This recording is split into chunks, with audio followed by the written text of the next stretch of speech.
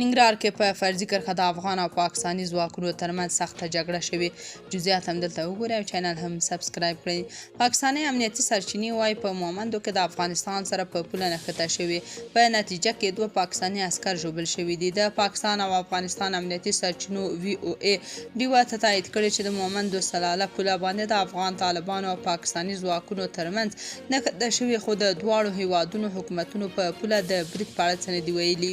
چارواکي وایي د چهارشنبې په ورځ ناوخته په پوله د دواړو خواو د سپکو او درنو وسلو ډزې پیل شوې وې چې تر نن سهار وختي پورې روانې وې.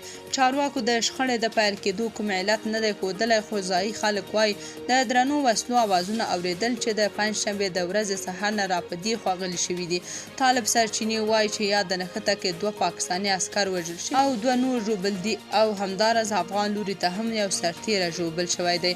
د ډیورنډ پولې سره نږدې اوسېدونکی تفسیر مومند وایي دلته چې څومره پورې ځایي خلک دي او څومره قومونه دي، هغوی ډیر په ویره کې دي چې چیرته دا جګړه راونه غځېږي. د پولې پورې غاړه چې کوم قومونه دي، خوږاخیل، ملاخیل، دوړخیل، نو هغوی په دې ویره کې دي چې دا جګړه چیرته خوره نشي.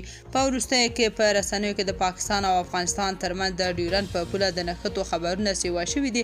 د سپټمبر په 19مه د غلام خان په پوله، په 8 سپټمبر د کورمې په شرکو، د اګست په 12مه په تورخم، د می په 13مه د کورمې خلاصي او د دې ترڅنګ په پوله د نورو سیمو نه وخت په وخت د نښتو خبرونه مخې ته راځي.